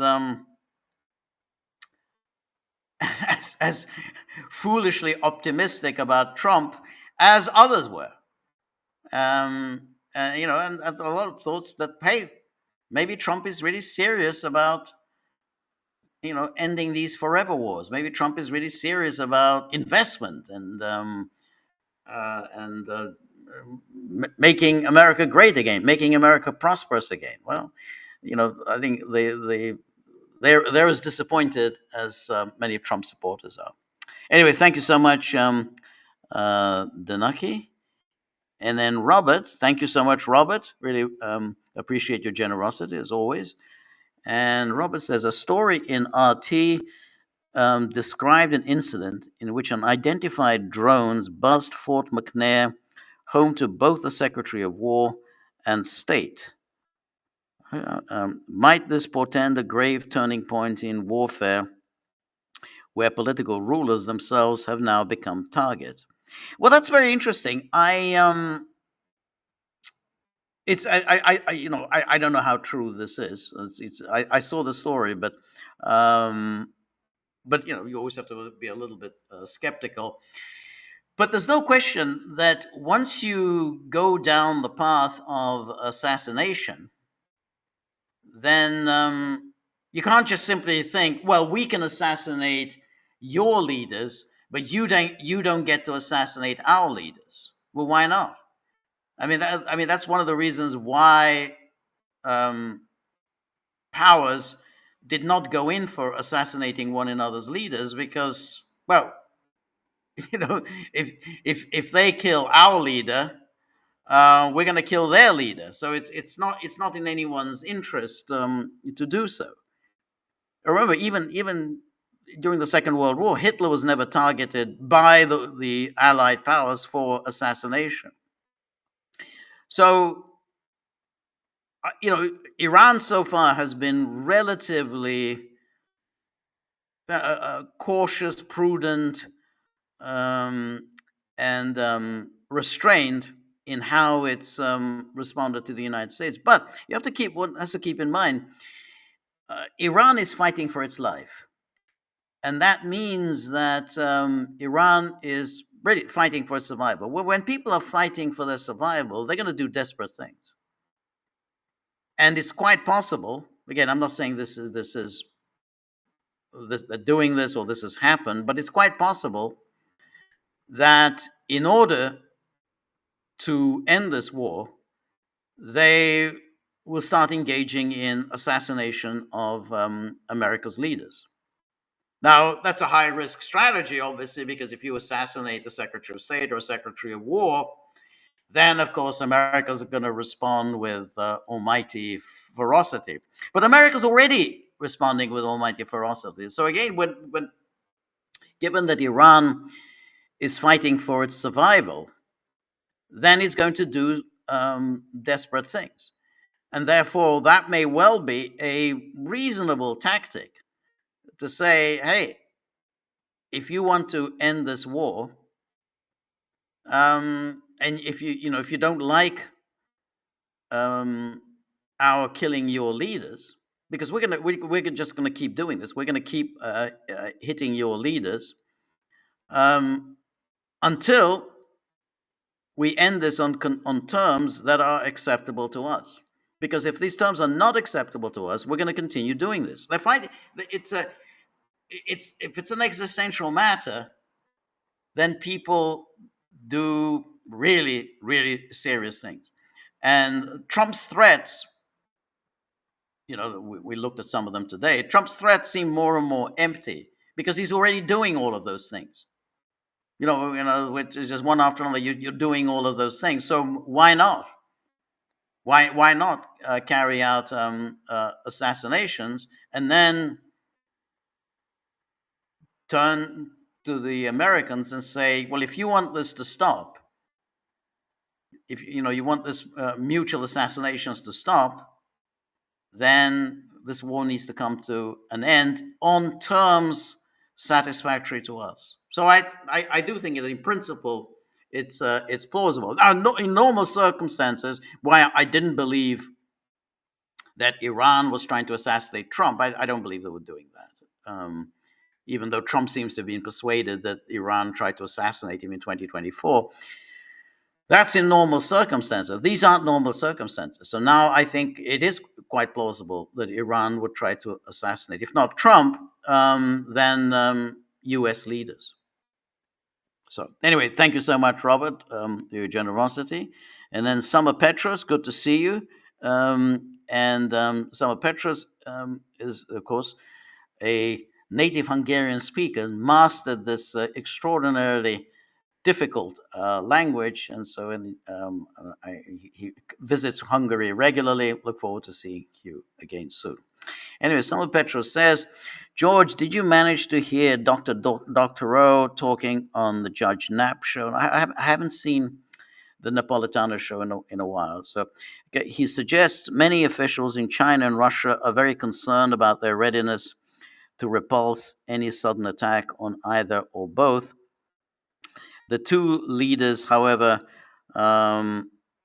remain unconcerned, business as usual. What do you think? Well, my own feeling is that Russia and China seem amazingly, I think you used the word, unconcerned about what's going on. Iran is really their ally. And if the idea that Russia claim, the people who speak on behalf of Russia say, well, we never had an alliance with Iran. There's no formal military alliance with Iran. We never pledged to provide military assistance to Iran, so we're not really betraying anyone. We never promised any military assistance. Okay, that's true. Russia never promised military assistance to Iran. Well, what's the point of that? The United States and the NATO powers never promised military assistance to Ukraine. They nonetheless delivered and continued to deliver for 4 years. So the fact that you don't have a formal military alliance doesn't get you off the hook as to why you didn't provide assistance to Iran, because Iran is your ally. If Iran goes down, you've lost a key ally in the region. It's a key ally. And that's on top of losing another key ally, Syria, in the region. So that's Iran and Syria gone really within 2 years of each other if Iran goes down. So that would be Iran and Syria lost within 2 years of each other, and that's on top of the loss of Venezuela and Cuba. Cuba likely sometime this year. Those are big losses. Those are major losses for Russia and China. So therefore, one would think that Russia and China would address these issues, and that's on top of all the other losses for Russia, like the loss of Armenia and Azerbaijan, which both of whom now seem to be in the Western orbit.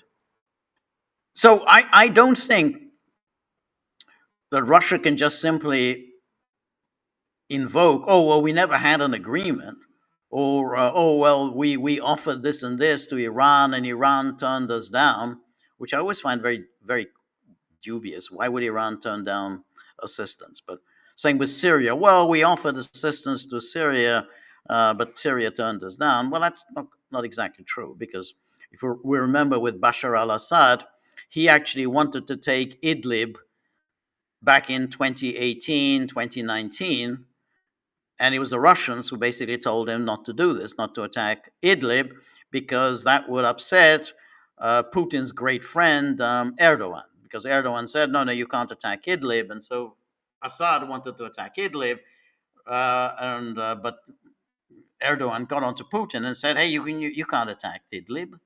That's our bailiwick. And Putin said, okay, we're not going to attack Idlib. Well, there it is. Idlib wasn't attacked, and then, of course, the Al-Qaeda became more and more entrenched in Idlib until eventually it mounted an offensive and knocked over Assad. So now we get to the point where Russia and China don't seem to be particularly concerned about this threat to Iran. Iran seems to think it's an existential matter. I think it is an existential matter. Iran seems to be willing to take huge risks to survive. I haven't seen any great displays of assistance to Iran. Now, maybe there are things going on in the background which we don't know about, but so far, we haven't seen very much. And on the issue of the diplomacy, as I said, the UN Security Council resolution adopted last week condemned Iran, and only Iran. No condemnation of the United States, no condemnation of Israel. Iran, and only Iran, was condemned by the UN Security Council, and Russia and China abstained. And in fact, the noises you get from Russia is that, well, we're really happy because global energy prices have spiked, and now we're going to make some money. Well, okay. I mean, yes, Russia is making some money as a result of this, but these are short-term eventualities. At some point, once if Iran is defeated, at some point, the prices are going to go down, and therefore, whatever Russia has gained as a result of the spike in oil prices will be lost. So I find it very baffling that Russia and China don't see the threat that the United States-led West poses, and don't do far more to support Iran. And there they can take the example of what the United States, NATO, did with Ukraine, which is keep the war going, keep providing enough by way of weapons and ammunition, financial assistance to keep the war going, and thereby to continue to bleed Russia. That's all Russia and China need to do for Iran. Hey, keep it going, and bleed the United States. The United States has got itself into this mess, and make it as hard as possible for the Americans. I mean, that's how I see it. I mean, that if I were a Russian leader, that this is a wonderful opportunity to make things a little more symmetrical. They've been making life really hard for Russia for the past 4 years. Hey, let's give them a piece of the action back. So yeah, I do think that Putin and Xi seem remarkably unconcerned. Anyway, thank you so much for your comments. Anne Marie, always very good to see you.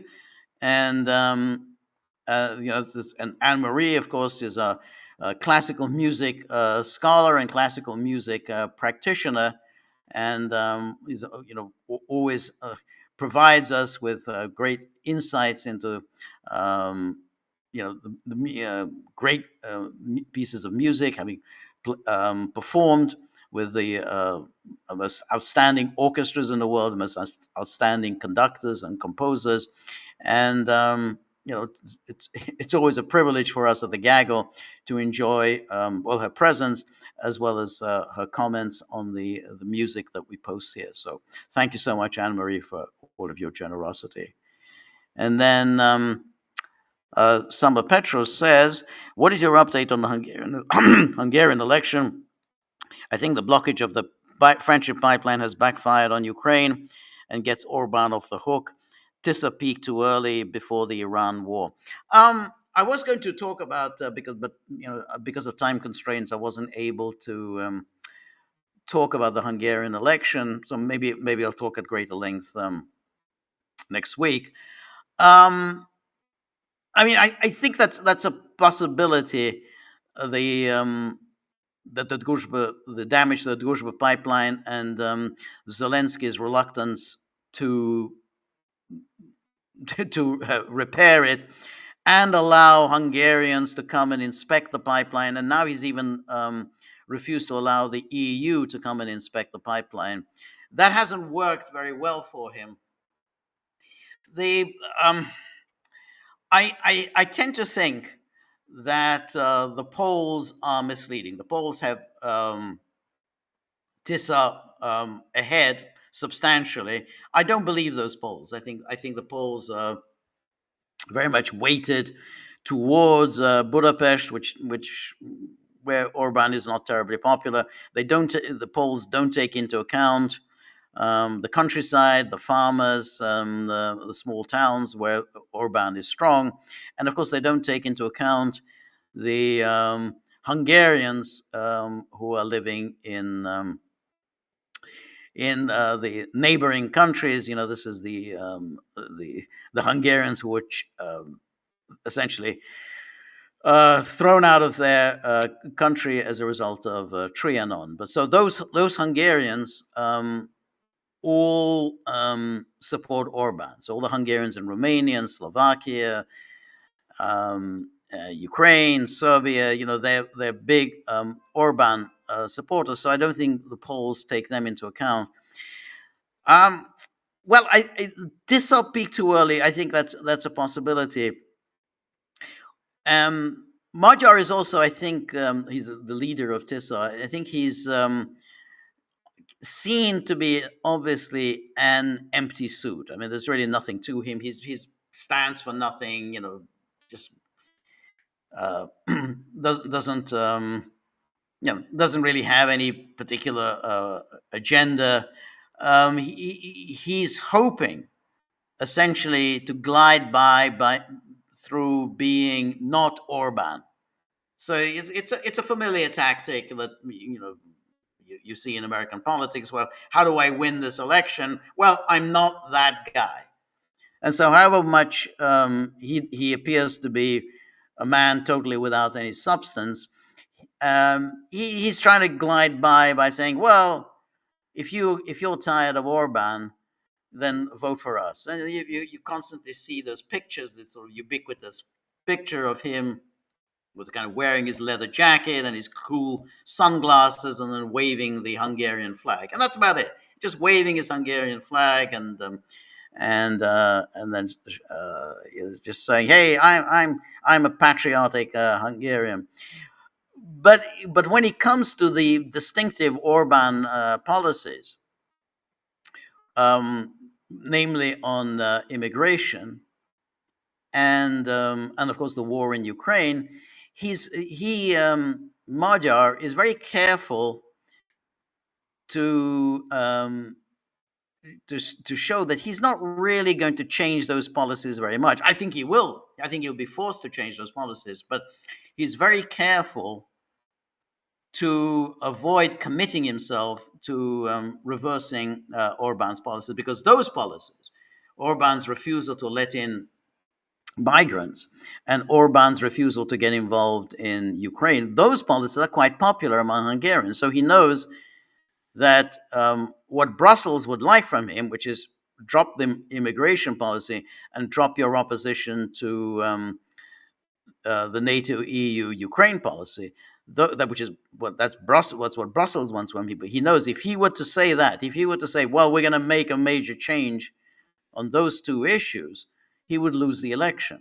So he's basically just gliding by, saying nothing, and just waving the Hungarian flag, and thinks that that's going to be enough. I mean, I would say that when you say that Tissa peaked too early, that that kind of a election platform rarely works. Which is, hey, I'm not going to say anything. I'm not going to take any chances. I'm not going to commit myself to anything. I'm just going to run as the not this guy. I'm not Trump. I am not Reagan, or I'm not Nixon. I'm not Orban, and that's going to be enough to get me into the office. That probably doesn't work. It hasn't worked in the past in any election. I think you have to at some point demonstrate that you stand for something, that there's a reason to vote for you, rather than a reason not to vote for the other guy. So that's why I think that's going to work against him. How it's going to turn out is, I think, it's hard to know. I mean, my feeling at the moment is it's going to be a close race. I'm not sure. Yeah, I'm not sure Tissa and Magyar will win. I think it's going to be.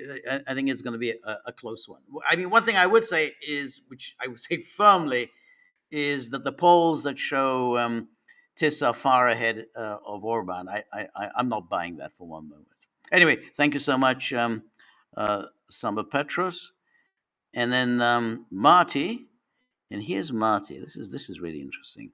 This is a picture from Marty, and here is, of course, Tulsi, and he's surrounded.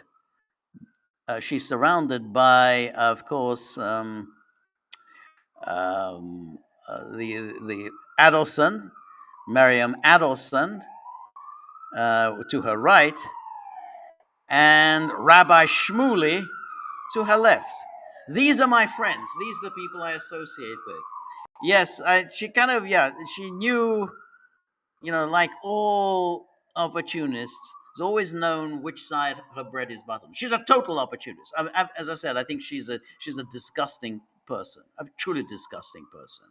And as I said earlier, the most disgusting people are the ones who make their own integrity their campaign issue. That they think they can just somehow run on being so much better, on such a higher moral plane than anyone else. And so when that's your platform, that's the way you want to raise your national profile, that this is a person who has no integrity. And so when she appeared with Miriam Adelson, this awful person, and Rabbi Shmuley, she knew exactly which side her bread is buttered on. She knew exactly, well, these are the people who matter. And all the stuff that I talked about in the past, how we mustn't get into a war with Iran. Oh, the worst thing we can do is having a war with Iran. Oh, a war with Iran will make Iraq look like a tea party, or just so all of that went out of the window, because these people, They're the ones who mattered. And of course, Mariam Adelson, immensely wealthy. Was it, when she was well, she when she remember when she gleefully said to Trump once said to her, hey, he called out to her, you're worth about 60 billion, aren't you? And then she kind of, suggested to Trump, no, I'm worth a lot more than 60 billion. I'm sure she is. Or on casinos. That's a nice way to make a living on casinos. And then, of course, this awful Rabbi Shmuley. So, but that's a thank you, Marty. That's a very nice illustration of what Tulsi Gabbard is about. But they'll look after her. Mariam Adelson will look after her. Fox News will look after her. But anyway, thank you, Marty, as always, for your generosity, and thank you, of course, for all of your outstanding postings. And now, Cynthia, good to see you, Cynthia. Cynthia, as I always say, is a film scholar, a film expert, with an encyclopedic knowledge of film history and film production, and who makes our Monday night screenings particularly special with all her very learned and fascinating insights and background information. So on Monday we were showing Salvador, which I think it was not the greatest film in the world, not even a particularly good film, but nonetheless, it pertained to the theme, which was military coups and so on. But the film night was special thanks to Cynthia's really extraordinary and fascinating observations. And now we have a poll for next film night, and the theme is diplomats, negotiators, and emissaries. So we got eight films. Please vote if you haven't voted yet. Go to the Gaggles page, vote for which film you would like to see.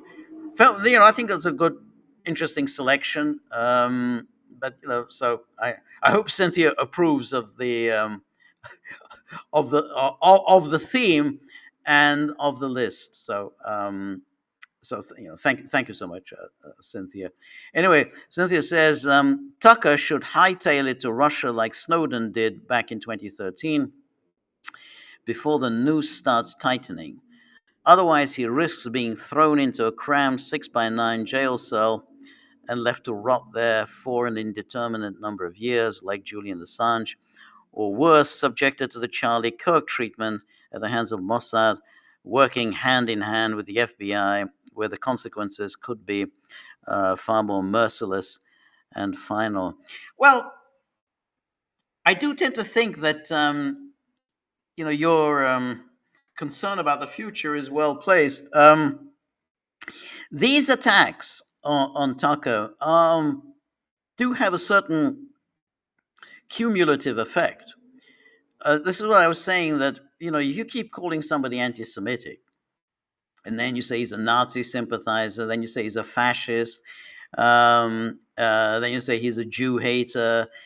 They have an effect. They can be extremely damaging, and to your career, to your life, your reputation, and that's what people like Mark Levin and Ben Shapiro are counting on. They think they can destroy Tucker Carlson. That's why they continually attack him. The vituperativeness of these attacks is quite remarkable, and it's done consistently. Is day after day after day. That's what Mark Levin is about. These are real haters. And a kind of an earlier generation of these Israel firsters, people like Norman Podhoretz and Bill Kristol, they managed to damage Pat Buchanan probably quite fatally. Buchanan never really recovered after all of the attacks against him, accusing him of anti-Semitism and so on. So I think these are serious threats to his well-being. Um, and the assassination thing, you got to take that seriously. There's a lot of violence in American life. There always has been. I mean, this now seems to be a daily feature. That these shootings and um, targeted attacks against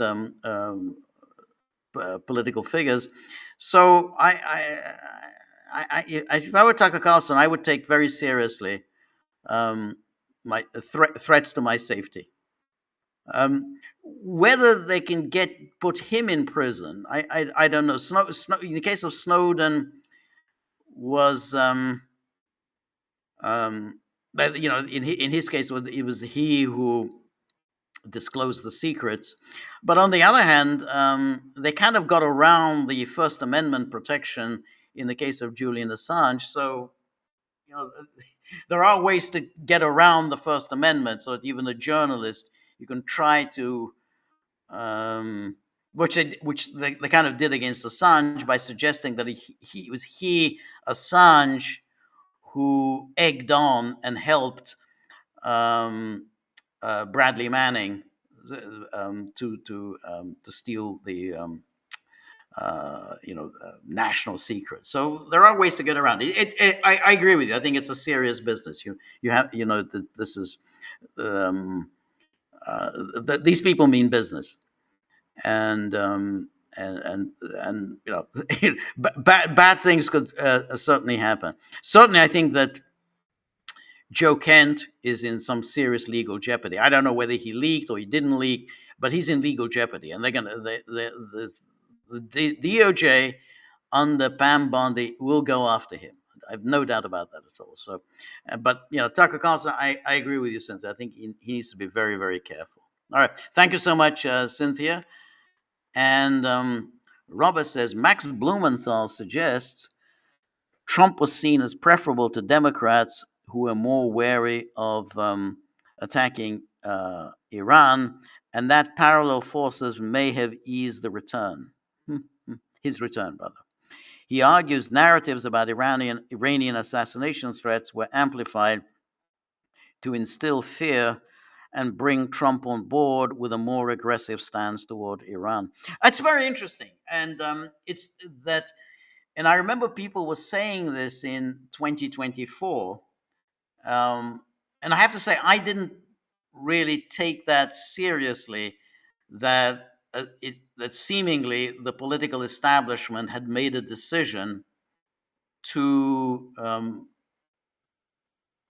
essentially install Trump in the Oval Office rather than Harris or Biden in order to wage this war against Iran. But people were saying this in 2024 that why is it that the political establishment seems to have made its peace with Trump after all those years of hating Trump and all those years of trying to destroy Trump and then trying to wage this lawfare campaign against him. Why are they suddenly reconciled with Trump? And then people put forward that theory that, well, they're reconciled with Trump because they know Trump will wage this war on behalf of Israel. Now, the political and military establishment in the U.S. isn't necessarily preoccupied with Israel in the way that the the Israel lobby is, or with the way the neoconservatives and the usual people are. But the political and military establishment does think that if you wage those wars on behalf of Israel and essentially destroy the Middle East or destroy any kind of stability and security in the Middle East, somehow or other, that will favor the United States. I don't think it will, but I think that's why the U.S. Military establishment and the Israeli military and intelligence establishment get on so well. They share a kind of a very similar global outlook, and that's why the Israel agenda. Hey, let's go after Iran, and a kind of a political military establishment agenda in the U.S. Let's take out Iran, melded so happily. So it's I think that it's quite possible. Why did the campaign against Trump come to an end? Why was there no longer um, any attempts to derail his campaign? Any attempts to spy on him? Any attempts to uh, present him as a puppet of Putin or anything? All that just seemed to just evaporate in 2024. So I think that that's a very interesting theory, and I guess we will at some point find out, because on the face of it, it is kind of strange. This whole war is kind of strange. Just came out of the blue, and Trump just seems to be willing to take so many risks um, on on a war of choice, a war that there was never any need to fight, but Trump is taking one risk after another. And so I guess we'll find out at some point why did he do this? Why did he go back completely against his pledges? Why did he break all of the promises to the MAGA movement? So as I say, I think that's a very plausible thesis. Anyway, thank you so much, Robert. And I think my time is now up. And so thank you, everybody who had joined me. Thank you for all of your questions and comments. And above all, thank you to all who put something into the tip jar. And so therefore I'll be able to address the dogs tomorrow. Always a difficult conversation that we have. So they would say, well, I managed to get something into your tip jar. They just think, well, I mean, that's pretty feeble, wouldn't you say? But at least I got something that I can present them with. Anyway, thank you, everybody. We're going to do some more podcasts over the weekend, and then next Monday we have the joint live stream with Peter, and then next Tuesday I'm going to do my solo. So I look forward to seeing you all then. Thank you for tonight. Please vote in the movie poll. Whoever you want. They got. So I'm not recommending any one of the films, but please vote. See you very soon. All the best. Good night. Bye bye.